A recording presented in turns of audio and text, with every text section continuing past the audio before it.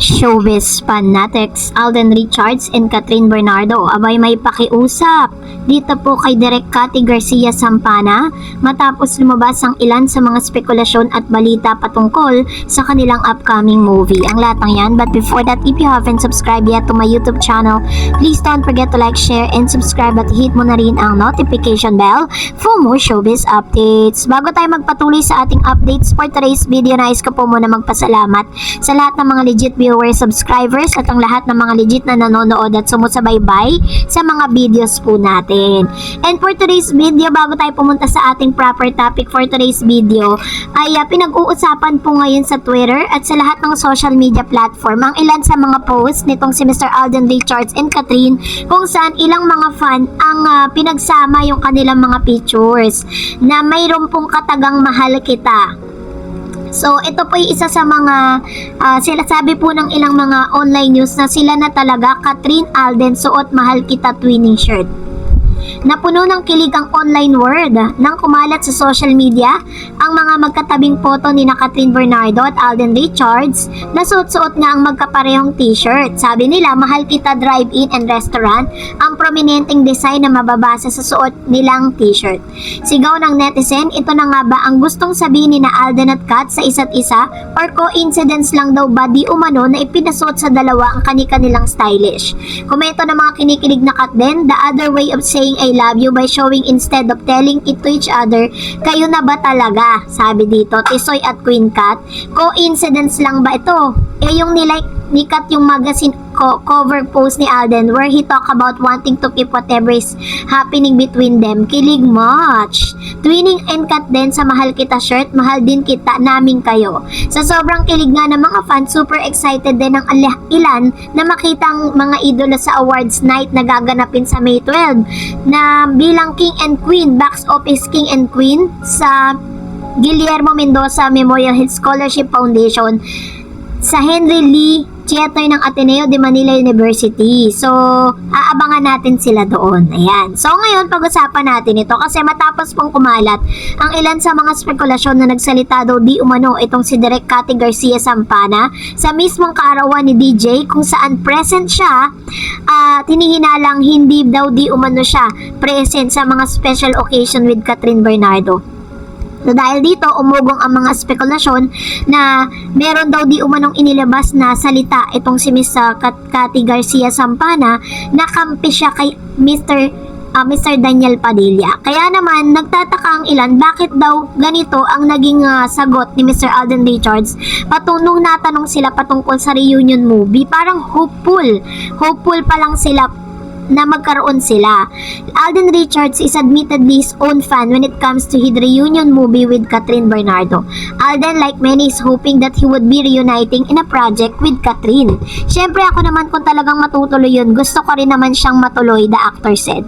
Sa isang exclusive interview last week in the meet and greet held in the concept of Bibo in SM Mega Mall, the actor is aware that clamor for his Catherine reunions continue even to this day. After they starred in 2019 phenomenal global box office film Hello Love Goodbye, fans has been wanting if their characters Ethan and Joy will be able to continue their love story and abruptly ended in Hong Kong because they had to pursue their dreams and take care of their family affairs. Alden also continued in wishful thinking, but right now kasi hindi pa rin naman kami nasasabihan if it is gonna happen. Kung matuloy man, maraming nag-aabang, isa rin ako doon, so sana matuloy. So nagtataka po tayong lahat bakit naging ganun po yung sagot ni Mr. Alden Richards. Ang dami na pong nag-aabang at nagkukumpirma na totoong tuloy na. Ang sagot nga ng ilan, baka daw may kinalaman dito si Direk Cathy Garcia Sampana, baka kaya hindi po ito parang hindi pinapublicize kung talaga matutuloy nga yung movie nila. Baka isa raw di umano si Direk Cathy Garcia Sampana sa mga humahad lang, which is ang POV ko lang, no, parang hindi gagawin ni Direk yan. Kasi unang-una kumita sila dyan eh. Ang tanging makakapag-decide niyan is ang Star Cinema na siyang isa sa mga producer ng nasabing movie. Pero yun nga, parang isa na rin to sa mga parinig, no? Or pakiusap ni Alden Richards para kay Direk na talagang i-push through niya na ito pong nasabing movie nila o reunion movie nila ni Miss Catherine Bernardo. Lalo na't ngayon napakainit ng pangalan ng Kat din. So dahil dyan, mag-react tayo, no? Sa ilan sa mga komento ninyo. Unahin natin ng isang user. Sabi niya, mali, kung sino ang tinitibok ng puso mo, siya ang pakasalan mo. Kung hindi, habang buhay kang magsisisi at hindi ka magiging masaya. Ayan, so ito po yung kanyang komento patungkol sa bagay na ito. At I hope talagang tama naman siya, diba? Kung sino talaga yung gusto niya. And of course, sabi ni Miss Dina De Chavez, noong napanood ko ang HLG at sobrang kilig ang tambalan nila, ang sambit ko sa sarili ko, sana maging sila pagdating ng araw.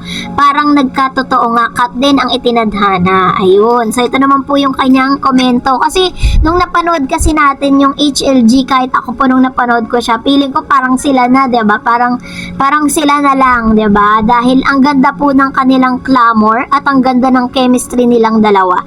Sabi ni Arsenia Dula, pareho lang silang di nagagamitin dahil pareho na silang sikat. Kaya di gagamitin ni Alden si Catherine para lalong sumikat. Basta pareho na silang sikat, walang gamitan. Pwede ba? Kasi nga ang dami pong umiintriga dito kay Alden Richards na isa raw mangga. Ang ibig sabihin ng mangga gamit daw di umano si Alden. Sabi naman po ng isa pang user, kakilig oy. Diba? May ganun talaga. So, marami po talagang natuwa at maraming na-inspire. Talagang mas lalong dumadami pa ang mga Kat Den fans matapos lumabas sa mga balita positive na news patungkol sa kanila. Sabi naman ni Ma'am si Josephina Hu Jones, publicity talaga si OG. You are speculating. Sabi ni Kat na hindi siya naniniwala na madaliin ang panliligaw. Para sa kanya, gusto niya ang matagal na manliligaw sa kanya. Wala naman pong sinabi si Mr. OG Diaz na talagang sinagot na, diba? Nanliligaw pa lang, which means marami pa po or wala pa po tayong confirmation kung talagang sinagot na ba ni Catherine itong si Alden Richards. At wala rin naman pong kinumpirma si Mr. OG Diaz sa kanyang vlog na talagang sila na. Ang sinasabi po ni OG Diaz doon na araw-araw nagpupunta si Alden Richards mismo sa bahay ni Catherine para po manligaw. Pero wala naman po siyang sinabi talaga na sinagot na ni Catherine.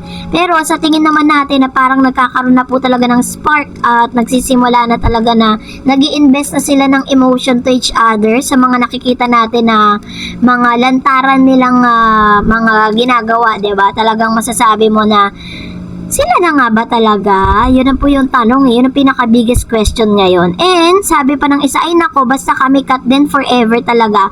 Kung matuloy man o hindi ang HLG, dyan pa rin kami. True. Sabi ni Miss Julie, Kat Den, God bless both of you. I am one of the supporters. Ayan, sabi naman ito ni G. Kapuras, paano gagamiting sikat si Alden? Talagang may gusto si Alden kaso may DJ pa noon. Ngayon wala na sila.